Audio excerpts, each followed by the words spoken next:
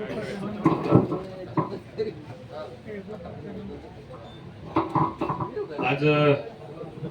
मुदखेड येथे मुदखेड शहर व तालुका काँग्रेस कमिटीच्या कार्यालयाच्या उद्घाटन प्रसंगी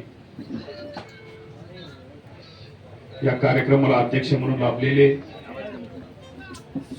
मुदखेडचे ज्येष्ठ नागरिक, काँग्रेस पक्षाचे ज्येष्ठ कार्यकर्ते माननीय राजाप्पा कोतावर या ठिकाणी या कार्यक्रमाला उपस्थित म्हणून लाभलेले आणि ज्यांचं आज प्रमुख मार्गदर्शन आपल्याला सर्वांना लाभलं असे महाराष्ट्र प्रदेश काँग्रेस कमिटीचे अध्यक्ष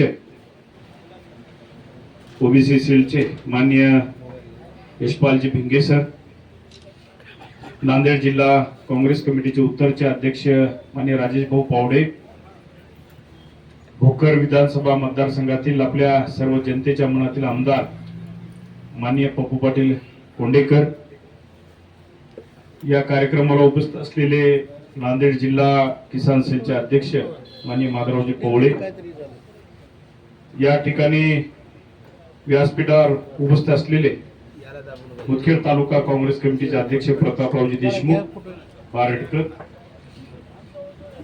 व्यासपीठावर उपस्थित असलेले माननीय गंगाधरजी डांगे, माननीय नगरसेवक गोविंदरावजी गोपनपल्ले, ज्यांची उपस्थिती लाभली शिवसेनेचे पिंटू पाटील वासरीकर, माननीय राजेशजी पवार निवगेकर, माननीय आमचे कोणाची सत्ता आली तरी परमनंट आमदार आमचे दादाराव पाटील नागेलीकर, दुसरे आमचे मुगटचे दादाराव पाटील कल्याणे, या ठिकाणी उपस्थित असलेले गोविंद सेठ, सूर्यकांतजी चौंजे गुरुजी, तेजसजी जाधव, भुजंगराव पाटील पैलवान, नागराव पाटील खानथोळे, आमच्या सोबत आलेले आमचे बारटचे देसाई महेशजी देशमुख, रमेशजी बोडके, खदीरजी कुरेशी, गटनेते आमचे मुजीब खान पठाण, विठ्ठलजी आचार्य, या ठिकाणी उपस्थित असलेले शिवाजी पाटील वडजे, भगवान पाटील निवगेकर, करीम खान पठाण, आमच्या सोबत आलेले आमचे निवग्याची सर्व मंडळी, रोहित पिंपळगावचे आमचे शिंदे कंपनी पैलवान मामा, सर्व या ठिकाणी आमचे मोहिज खान, आमचे बळवंत पाटील पुयड, सगळी मुदखेड ग्रामोमधून उपस्थित असलेली सर्व ज्येष्ठ मंडळी आणि या ठिकाणी उपस्थित असलेले सर्व युवक काँग्रेसचे कार्यकर्ते, सर्व युवा मित्र मंडळ, बरेच दिवसापासून आमचे या ठिकाणी गिरीश कोतावार आणि सर्व मित्रमंडळींनी ठरवलं, काँग्रेसच्या कार्यकर्त्यांनी, की आपल्याला मुदखेड शहर व तालुका काँग्रेस कमिटीचं कार्यालय आज आपल्याला या ठिकाणी काढायचं आहे. आणि आज सर्व कार्यकर्त्यांना त्यांनी निमंत्रण दिलं. भिंगे सर असतील, राजेश पावडे साहेब असतील, पप्पू पाटील कोंडेकर असतील, आम्ही सर्वजण आज या कार्यक्रमासाठी होकार दिला आणि या कार्यक्रमाला आज आम्हाला इथं येऊन आपलं कार्यालयाचं रीतसर उद्घाटन करतात. खर तर मुदखेड तालुका हा भोकर विधानसभा मतदारसंघातला तालुका गेल्या अनेक वर्षापासून इथली कार्यकर्ते आणि लोकांची जी आस आहे, अपेक्षा आहे आणि जी श्रद्धा आहे ती काँग्रेस पक्षावर या ठिकाणी प्रामुख्याने राहिलेली आहे. ज्या काही मागे निवडणुका झाल्या, वेळोवेळी आपण सर्व कार्यकर्ते मंडळींनी आपल्या गावात असेल, आपल्या पंचायत समिती गणात असेल, आपल्या जिल्हा परिषद गणात असेल का नगरपालिकेवर असेल, काँग्रेस पक्ष या ठिकाणी सत्तेवर राहावा म्हणून आपण सर्वांनी प्रयत्न केलेली मंडळी आहे. मागच्या काळामध्ये बरीच फेरबदल झाली. ज्या लोकांना आपण आपल्या इथल्या कार्यकर्त्यांनी जिल्ह्याच्या राजकारणामध्ये, राज्याच्या राजकारणामध्ये आणि देशाच्या राजकारणामध्ये आपण ज्यांचं नाव पूर्ण देशामध्ये पसरवण्याची संधी दिली, जी लोक काँग्रेसच्या जीवावर मोठी झाली, ती लोक अचानकपणे काँग्रेसला सोडून दुसऱ्या पक्षामध्ये गेली. ती लोक गेली म्हणून आपण शांत बसलो नाही. या ठिकाणी आपण काँग्रेसचं प्रामाणिकपणे काम केलं आणि लोकसभेला स्वर्गीय खासदार वसंतरावजी चव्हाण साहेबांना मताधिक्य देऊन निवडून आणला, हे आपल्याला विसरून चालणार. म्हणजे आपण ही गावातली काँग्रेस, आपल्या तालुक्यातली काँग्रेस जिवंत राहावी म्हणून आपण सर्वजण प्रयत्न करणारी मंडळी आज कुठल्याही परिस्थितीमध्ये काँग्रेसचा झेंडा खाली पडू नये म्हणून आपण सर्वजण प्रामाणिकपणे प्रयत्न करतात. स्वर्गीय वसंतरावजी चव्हाण साहेबांनी अडचणीच्या काळात काँग्रेसला या ठिकाणी झेंडा हाती घेतला आणि तेवढ्याच तळमळीने आपणही तेवढी तोलामोलाची साथ स्वर्गीय वसंतरावजी चव्हाण साहेबांना दिली. त्यानंतर पोटनिवडणुकीमध्ये मलाही तेवढी साथ दिली. पप्पू पाटील कोंडेकरांना जवळपास 82 ते 83 हजार मतदान आपल्या या भोकर विधानसभेमधून काँग्रेसला पडलेले आहे, हे आपल्याला विसरता येणार. कारण एवढ्या लोकांची साथ, शेवटी राजकारणामध्ये लोकशाहीमध्ये हारजीत चलत असते, पण एवढ्या लोकांनी काँग्रेस पक्षाला या ठिकाणी मतदान केलेलं आहे, हे आपल्याला विसरता येईल. मागे काल परवा मुदखेड नगरपालिकेची निवडणूक पार पडली. मुदखेड नगरपालिकेमध्ये आम्ही सर्वांनी, जे प्रामाणिक कार्यकर्ते आहेत, जे काम करणारी मंडळी आहे, त्या सर्वांना तिकीट दिली. भिंगे सर्व जी कार्यकर्ते मंडळी आहेत, नगराध्यक्ष म्हणून राजप्पा कोतावार यांना दिले. राजप्पानी एकदम चांगली कडवी फाईट भाजप सोबत या ठिकाणी दिलेली आहे, आपल्याला विसरता येणार. आज एका बाजूला काँग्रेस पक्ष आहे. काँग्रेस पक्षाकडे सर्व समाजाला सोबत घेऊन चालणारीची विचारधारा, या विचारधारेवर आपण या ठिकाणी निवडणूक लढवलेली आहे आणि विशेषतः सर्व समाजातल्या लोकांना तिकीट देऊन त्यांना समाजातला प्राधान्य देण्याचं काम या ठिकाणी काँग्रेस पक्षाने केलेलं आहे. या उलट पुढे भाजपचं केंद्रामध्ये सरकार, राज्यामध्ये सरकार, मोठ्या प्रमाणात धनशक्तीचा वापर भाजपच्या लोकांकडून झाला. मतविभाजन या ठिकाणी करण्याचा प्रयत्न झाला. मी तर म्हणतो भाजप या ठिकाणी निवडून आलेले नाहीये, भाजपचा स्पेशल पराभव झालेला आहे. त्यांनी फक्त MIM ला ताकद देऊन या ठिकाणी त्यांनी विजय प्राप्त केलेला आहे. लोकशाहीच्या मार्गाने त्यांनी विजय प्राप्त केलेला नाही. ते भाजपमध्ये आणि आमच्यामध्ये सरळ सरळ या ठिकाणी जर टक्कर झाली असती तर काँग्रेसचे आमचे सर्वच्या सर्व नगरसेवक आणि आमचा नगराध्यक्ष या ठिकाणी निवडून आलेला असता. सर्वच्या सर्व नगरसेवक आणि नगराध्यक्ष, कारण वातावरण तसं मुदखेडचं तसं होतं. आज या ठिकाणी काँग्रेसचं वातावरण बघून विरोधी पक्षाच्या काही माणसाच्या पायाखालची वाळू सरकू लागली आणि त्यांनी शक्कल लढवली की या ठिकाणी दुसऱ्या पक्षाला जर आपण जोर दिला तर भाजपचं या ठिकाणी विजय होईल, म्हणून तसं रणनीती आखली. त्याला आपण कुठं थोडं तरी आपण त्या रणनीतीला समजवण्यासाठी आपण थोडं कमी पडलो. नाहीतर या ठिकाणी काँग्रेसची सत्ता आज मुदखेड नगरपालिकेवर आली असते. तरी पण आज 4 नगरसेवक निवडून आले. अवघे काही मतानं आमचे 3 ते 4 नगरसेवक या ठिकाणी पराभूत झाले. हार जीत झाली म्हणून आपण या ठिकाणी काँग्रेस पक्ष कमजोर आहे म्हणून असं कोणी समजू. काँग्रेस पक्ष आजही मुदखेड शहरामध्ये मजबूत आहे, ग्रामीण भागामध्ये काँग्रेस पक्ष मजबूत आहे.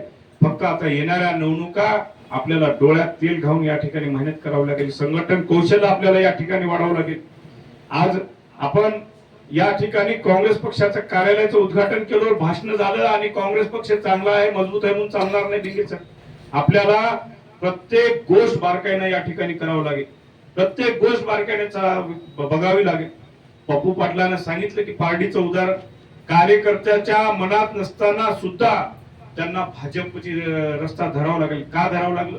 कारण ही भाजपचीच नीती राहिलेली आहे की आता भाजप अशी नीतीचा वापर करत आहे, दबाव तंत्राचा वापर करते की बाबा तुम्हाला जर या ठिकाणी विकास करायचा असेल तर तुम्ही आमच्याकडे या, एवढा निधी तुम्हाला देऊ, आम्ही या तेवढा निधी तुम्हाला देऊ, असं दबावाचं राजकारण करून या ठिकाणी कार्यकर्ते फोडण्याचं काम या ठिकाणी भाजप करत आहे.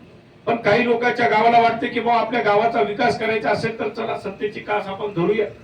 पण बरीच अशी कार्यकर्ते पप्पू पाटील आजही काँग्रेस पक्षामध्ये आहेत की या ठिकाणी गावाचा विकास करण्यासाठी आम्ही सक्षम आहोत, गावाचा विकास कोणत्यातरी माध्यमातून आम्ही करू, पण काँग्रेसची विचारधारा आम्ही कधीही सोडणार नाही आणि काँग्रेसची विचारधारा गावात वाढवण्याचंच काम आम्ही या ठिकाणी करू. असं बरीच आमचे कार्यकर्ते आहेत की स्वाभिमानी कार्यकर्ते आजही काँग्रेसमध्ये आहेत. म्हणून हेच पोटसूळ काही लोकांच्या पोटामध्ये उठत आहे म्हणून असे मला काँग्रेसचे खासदार भाजपमध्ये प्रवेश करणार म्हणून असे खोट्या अफवा या ठिकाणी चुकीच्या अफवा आपल्या कार्यकर्त्यामध्ये संभ्रम निर्माण करण्यासाठी पसरवत आहेत की ही जी ग्रामीण भागातली जी काँग्रेसची फळी आहे ती अजून कसं कमजोर करता येईल, जेणेकरून या ठिकाणी काँग्रेसच्या खासदारावरच अटॅक करायचा आणि खासदार कमजोर झाला म्हणजे या ठिकाणी खालची फळी आपोआप कमी म्हणजे कमजोर होत राहील आणि जिल्हा लेवलची फळी कमजोर झाली की गाव लेवलचा कार्यकर्ता ढिला पडेल. अरे बाबा डळमळीत आहे, मग आपण कसं करायचं, हे प्रकार या ठिकाणी नांदेड जिल्ह्यामध्ये चालू आहे. मी त्या ठिकाणी मीडियालाही उत्तर दिलं किंवा लोकांनी मला काँग्रेस पक्षाचा खासदार म्हणून त्या ठिकाणी संसदेमध्ये पाठवण्याचं काम केलेलं आहे. स्वर्गीय वसंतरावजी चव्हाण साहेबांनी अडचणीच्या काळात या ठिकाणी जिल्ह्यामध्ये काँग्रेसचा झेंडा खांद्यावर घेतला आणि तीच विचारधारा पुढे नेण्याचं काम खासदार रवींद्र चव्हाण या ठिकाणी प्रामाणिकपणे करेल एवढं या ठिकाणी मी सांगतो. आज करू द्या त्यांना, काय अफवा करायचंय करू द्या, पण तुमचं मन मात्र घट्ट ठेवा. आपल्याला येणाऱ्या काळात काँग्रेसला खूप महत्वाचा अडचणीचा काळ येणार आहे. असंच या ठिकाणी भूलतापा देऊन आपल्या काँग्रेसच्या कार्यकर्त्याला फोडण्याचं काम ही मंडळी करणार आहे. पण आपण किती धीट मनानं त्याचा सामना करतो हे महत्वाचं आहे. आणि ही खरी काँग्रेस आता या येणाऱ्या जिल्हा परिषदच्या निवडणुका आपण किती खंबीरपणानं लढतो, काँग्रेसचे कार्यकर्ते किती खंबीरपणानं त्या पुढच्या शक्तीला उत्तर देतात, पुढच्या शक्ती समोर किती जोमाने या ठिकाणी टक्कर देतात हे महत्वाचं आहे. आज आपण बघतो राजप्पाने ज्या प्रकारे इथं आपलं सुरुवातीला प्रस्तावित केलं, असं वाटणार नाही की राजप्पा मुख्य नगरपालिकेची निवडणूक लढवावर एवढे अजून आज या ठिकाणी जोशपूर्ण या ठिकाणी काँग्रेसचा झेंडा पुढे नेण्यासाठी सज्ज आहेत. राजप्पाकडे बघल्यावर मला वाटतं मुदखेड तालुक्यातल्या प्रत्येक कार्यकर्त्याने राजप्पाचा आदर्श घ्यावा की या ठिकाणी आजही एवढ्या वयातही राजप्पा काँग्रेसचा झेंडा खाली पडू देण्यासाठी म्हणजे पडू देणार नाहीत आणि खांद्यावर घेऊन काँग्रेसची विचारधारा आज मुदखेड शहरामध्ये आणि तालुक्यामध्ये पुढे नेण्यासाठी सज्ज आहेत. आज या ठिकाणी प्रकाश आमचे तालुका अध्यक्ष साहेबांनी उल्लेख केला की बा आम्हाला ताकद देण्यासाठी कुठं निधीचा तुम्ही बळ द्या. निश्चितच या ठिकाणी मला जसं जमेल मी त्या ठिकाणी निधीचं बळ देण्याचा प्रयत्न करत आहोत. मागच्या काही काळामध्ये मुदखेड तालुक्यातले 5-7 गावाला मी निधी दिला. रोहित पिंपळगाव आहे, दरेगाव आहे, तिथं बसलेले तर आमचे रोहित पिंपळगावचे मामा. पण आपल्यालाही कुठं 1200 गावं आणि फक्त एक जिल्ह्यामध्ये पप्पू पाटील आपल्याला 1 रुपये जरी निधी द्यायला म्हणलं तर आता कोणीच नाही पदाधिकारी, माझ्याशिवाय निधीच नाही कोणाचा. त्यामुळे त्याही गोष्टीचा तरी मी जेवढे कार्यकर्त्याला न्याय द्यायचा प्रयत्न करता येईल तेवढं करणार आहे. जेवढ्या गावात महत्वाच्या गावात जेवढा निधी देता येईल माझ्या खासदार निधीमधून डीपीडीसी आता हे सरकार कशा प्रकारे वागत आहे त्या 200 गावच्या आमदारांना 18 कोटी रुपये निधी देत आहे आणि मी जिल्ह्याचा खासदार आहे फक्त तर 2 कोटी. बघा 200 गावच्या आमदारांना 18 कोटी आणि जिल्ह्याचा खासदार आहे त्याला 2 कोटी. आता 2 कोटी मध्ये मी कुठं निधी म्हणजे असं दुजाभाव हे सरकार करत आहे. याच्यातूनही आपल्याला मार्ग काढायचा आहे आणि आपला पक्ष आपले कार्यकर्ते या ठिकाणी जीवन ठेवण्याचा प्रयत्न आमच्या सर्वांचा या ठिकाणी आहे. आज देशाच्या संसदेमध्ये मागच्या 2 आठवड्यात अर्थसंकल्पीय अधिवेशन झालं. त्या अर्थसंकल्पीय अधिवेशनाला मी गेलो होतो. पहिला आठवडाभर आम्ही त्या ठिकाणी संसदेमध्ये आंदोलन केलं. पहिल्या दिवशी राष्ट्रपतीचं अभिभाषण झालं आणि त्या राष्ट्रपतीच्या अभिभाषणावर आभार व्यक्त करण्यासाठी सर्वांना संधी या ठिकाणी उपलब्ध झाली. मग आमचे नेते विरोधी पक्षाचे नेते माननीय राहुलजी गांधी यांची बारी आहे त्या अभिभाषणासाठी उपस्थित राहिले आणि त्यांनी संसदेमध्ये सांगितलं, लोकसभेच्या अध्यक्षाला एक विनंती केली किंवा देशाचा सर्वात महत्वाचा मुद्दा आहे सुरक्षेचा, ते 4 ओळी मी या ठिकाणी संसदेमध्ये वाचून दाखवू इच्छितो. ते मला परवानगी द्या. ते जे कर्नल जनरल होते नरवाणेचं पुस्तक होतं आणि त्यांनी कशा प्रकारे देशाला खतरा आहे आणि त्या ठिकाणी चीनी टँक कसे मध्ये आले आणि आपल्या पंतप्रधानांनी संरक्षण मंत्र्यांनी काय भूमिका घेतली त्याविषयी त्या पुस्तकात लिहिलेलं आहे. ते फक्त मला देशासमोर मांडायचंय, संसदेमध्ये मांडायचंय. ते 1 शब्द उच्चारला. मी त्या दिवशी स्वतः संसदेमध्ये होतो. 1 शब्द उच्चारला की समोरून संरक्षण मंत्री उठायचे की नाही आप ये पढ़ नहीं सकते. मग अजून दुसरा भाषणाच्या दरम्यानच त्यांना रोखायचं, भाषणच करू दिलं नाही. मग दुसरे 2 शब्द उच्चारले की गृहमंत्री उठायचे, अरे आप नाही बोल सकते. हे सर्व खेळ पंतप्रधानांच्या समोर चालू होतो. होता. जर देशाच्या जी सर्वोच्च सभागृह आहे संसद, त्या संसदेमध्ये देशाच्या सभागृहामध्ये जर विरोधी पक्षाला जर आपण जर बोलू शकत नाही, बोलू देऊ शकत नाही, विरोधी पक्ष नेत्याचा जर तुम्ही आवाज दाबण्याचं काम करताय, तर मला वाटतं ह्यांना लोकशाही दुसऱ्या दिशेकडे न्यायचं आहे. लोकशाही पद्धतीने हे संसद चालू शकत नाहीयेत. आज आमच्या कितीतरी काँग्रेसच्या खासदारांना त्या ठिकाणी बोलू देत नाहीत. या उलट या राहुल गांधींनी ज्या प्रकारे भाजपला बॅकफुटवर आणण्याचं काम केलेलं आहे संसदेच्या अर्थसंकल्पामध्ये, आमच्या काँग्रेसच्या खासदारावर टार्गेट करण्याचं काम आता हे भाजप करत आहे. त्या ठिकाणी सांगितलं की महिला खासदार पंतप्रधानाच्या सीट जवळ गेले, पंतप्रधानांना धोका होता महिला खासदारांकडून. बघा आता ज्या संसदेमध्ये एवढी सिक्युरिटी आहे, महिला खासदाराकडून धोका आहेत म्हणल्यावर हे पहिली वेळेस असेल भिंगे सर की पंतप्रधान 56 इंची छातीवाले पंतप्रधान काही महिला खासदाराला भिवून त्या ठिकाणी हे वाक्य कोणाचे माझं नाहीये, लोकसभेच्या सभापतीचं वाक्य आहे की मैंने कहा उनको कि लोकसभा की जो महिला खासदार है उनकी से कुछ हो सकता है, इसलिए आप संसद में नहीं आए. रेकॉर्डवर आलं. बघा याच्यापेक्षा आपल्या भारताचं दुर्भाग्य काय, एखाद्या राष्ट्रपती अभिभाषणावर पंतप्रधान जर येत नाही आणि तुम्ही मनमोहन सिंग असताना हेच भाजपचे लोक कागद फाडून मनमोहन सिंगच्या तोंडावर मारत होते, तरी मनमोहन सिंग राष्ट्रपतीचं अभिभाषण त्यांनी पूर्ण केलेलं आहे. सोशल मीडियाच्या माध्यमातून आपण बघलेलं आहे. आता यांची नीती कळालेली आहे. आम्ही ती अमेरिकेसोबत जे ट्रेड यांनी म्हणजे केलेला आहे, करार केलेला आहे. आज करार कसा आहे, आज मला सांगा, भारताचे शेतकरी जे काही शेतमाल पिकवतात ते बाहेर देशात जेव्हा विकल्या जाते त्याच्यावर आपण जवळपास 18 ते 20% टेरिफ द्यायचं त्याने सांगितलेलं आहे. आणि जेव्हा बाहेरचे अमेरिकेचे शेतकरी जेव्हा आपल्या भारतात माल पाठवतात त्याच्यावर 0% टेरिफ. म्हणजे भारताचा शेतकरी भरडला जावं. यांनी असा ट्रेड आहे की भारताच्या शेतकऱ्याला देशोधडी लावायचा ट्रेड आहे असं मला वाटतं. त्याच्यामध्ये महत्वाचं पीक कोणतं आहे का, याच्यामध्ये आपलं सोयाबीन आहे, कापूस आहे, त्याच्यामध्ये भात आहे, मका आहे, असे कितीतरी आहेत. कितीतरी फळे भाजीपाला आहे, फळे आहेत, असे कितीतरी. मग आता आपल्या भारतातल्या आपल्या नांदेड जिल्ह्यातल्या शेतकऱ्यांनी सोयाबीन पिकवावं की या ठिकाणी अमेरिकेच्या शेतकऱ्यांनी जर सोयाबीन त्या ठिकाणी पाठवलं, मला सांगा बरं, अमेरिकेच्या शेतकऱ्यासोबत आपण कॉम्पीट करू शकतो? आपली शेती कशी आहे, तिकडची शेती कशी आहे? मग यांना शेतकऱ्यांना पूर्ण देशोधडीला लावायचं आहे. हे लोकांच्या जेव्हा लक्षात येईल, मला वाटतं की देश कुठं गेलेला असेल आणि किती घशात त्यांच्या घातलेला असेल, हे खूप अवघड आहे.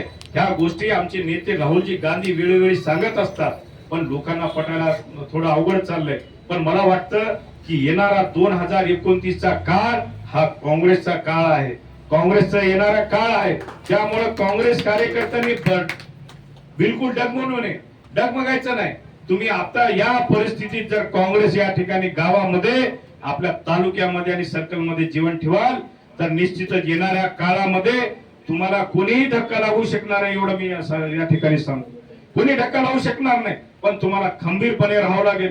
कोणत्या आमिषाला बळी पडता येणार नाही. त्या ठिकाणी भरपूर प्रयत्न होणार आहेत की आता जिल्हा परिषद आपल्या हातात कशी यावी यासाठी त्यांची खेळी चालू झालेली आहे की चांगले कार्यकर्त्याला पकडा, त्यांना अडचणीत आणा, त्यांना कुठेतरी मुस्कटदाबी करा. त्यांना सांगा, जे सरपंच आहेत, पप्पू पाटलांना सांगितलेली परिस्थिती खरी आहे की आजही बघा या ठिकाणी किती भाजपच्या सरपंचांना निधी मिळालेला आहे, किती मिळालेला आहे. जे काही टेंडर झालेलं आहे 100, 200, 300 कोटीचे क्लब टेंडर झालेले आहेत. क्लब टेंडर देऊन एकदा देण्याचं काम केलेलं आहे. कोणीही सरपंचाला कोणीही काम दिलं नाही.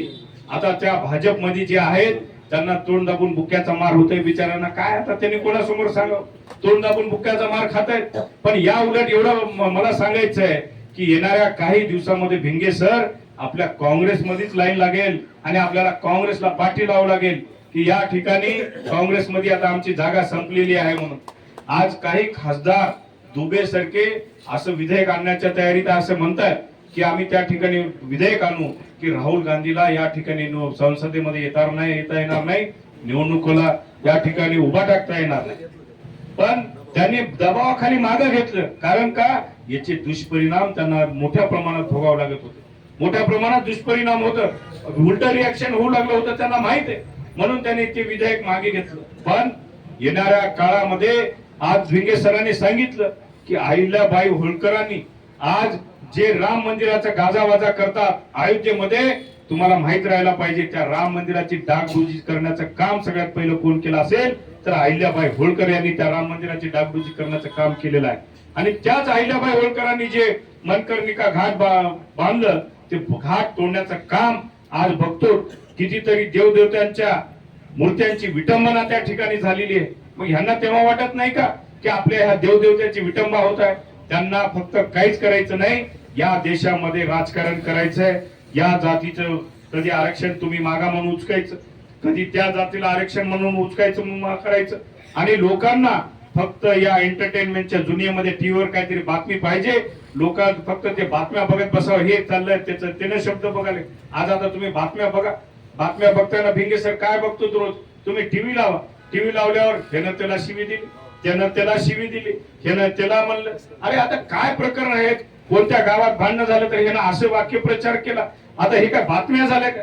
तुम्ही विकासाचे सांगा ना. आता सोशल मीडियाच्या माध्यमातून आपण बघितलं की भाजपचे जे सभापती होते, विधानसभेचे सभापती आहेत, ते एका गावात गेले, त्यांनी जमीन घेतली असेल त्या गावात, तिथल्या एका महिलांनी चप्पल हातात घेऊन त्या ठिकाणी पळवण्याचं काम त्या ठिकाणी केलेलं आहे. सोशल मीडियाच्या माध्यमातून आपण बघितलं, आरडाओरडा केला त्या महिलेनं की बा तुम्ही गावाच्या बाहेर जा म्हणून.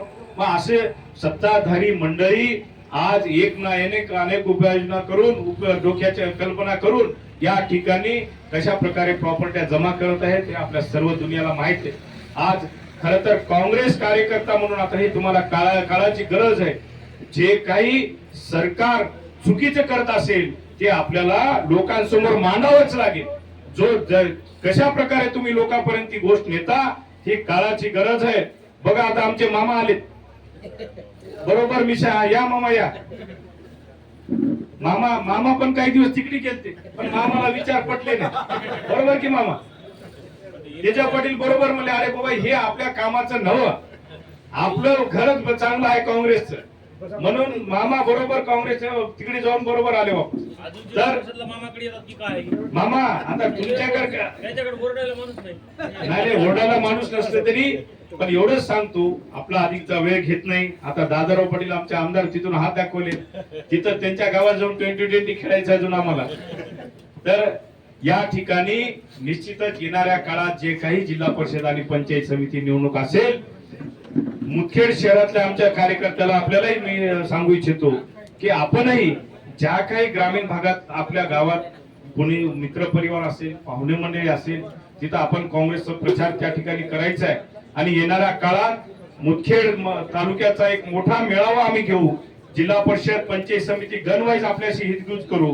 आणि जो कार्यकर्ता आहे काँग्रेससाठी खंबीर आहे आणि डगमगणारा नाही, मॅनेज होणारा नाही, अशा कार्यकर्त्यांना येणाऱ्या काळात आम्ही जिल्हा परिषद आणि पंचायत समितीच्या निवडणुकीला तिकीट देऊ. आणि निश्चितच आपल्या बळावर ज्या प्रकारे आपण काँग्रेस जीवन ठेवलेली आहे त्या आपल्या सर्वांच्या बळावर येणाऱ्या या ठिकाणी मुदखेड मधली जी आमची मुगट पंचायत समिती असेल की बाराड सर्कलचं जिल्हा परिषद असेल, मुगट जिल्हा परिषद सर्कल असेल, पंचायत समिती असतील. आता कालच मला एका पत्रकाराने विचारलं की तुम्ही भाजपमध्ये जाणार आहात, म्हणून मी काय करू? मग मी त्या पत्रकाराला उत्तर दिलं की काँग्रेस या ठिकाणी मला ज्या प्रकारे वाढवायचं आहे त्याची सुरुवात, नवीन काँग्रेसची बांधणीची सुरुवात आज या भोकर मतदारसंघातून मुदखेडपासून या ठिकाणी सुरू करत आहे. हेच उत्तर त्यांना राहील माझं. जे चर्चा करत होते की बाबा भाजपमध्ये जाणार आहे, हेच उत्तर राहील की आज भोकर मतदारसंघापासून आम्ही या ठिकाणी जिल्हा परिषद आणि पंचायत समितीच्या आढावा बैठकीची सुरुवात केलेली आहे. आणि भोकरकडे निश्चितच सर, भोकरकडे माझं विशेष लक्ष वेळोवेळी राहिलेलं आहे आणि याच्या पुढे राहील. भोकरकडे मी विशेष लक्ष देऊनच आहे. त्यामुळं आणि उद्या आता नांदेड दक्षिणचा जवळपास 4-5 तालुक्याची बैठक नायगावला आपण ठेवलेली आहे. अशोक चव्हाण देखील काँग्रेसमध्ये परत येणार आहेत अशी चर्चा सध्या नागरिकांमध्ये होते. त्यांनी जे म्हणलं की बाबा राजकारणामध्ये काही होऊ शकते आणि त्यांनी वक्तव्य म्हणलेलं बरोबर आहे, राजकारणामध्ये काही होऊ शकते, कारण भाजपचे बरेच माणसं येणाऱ्या काळात काँग्रेसमध्ये येऊ शकतात, हे या निमित्तानं मी सांगतो. आणि परत एकदा काँग्रेस कार्यकर्त्यांनी सर्व जोमाने काम करावं. पत्रकारांचे मी विशेष आभार मानतो की बा तुम्ही काँग्रेसच्या ज्या बातम्या जी काँग्रेसची विचारसरणी कडून लोकांपर्यंत आपण मांडता ते आपले विशेष आभार मानतो आणि थांबतो. जय हिंद, जय महाराष्ट्र.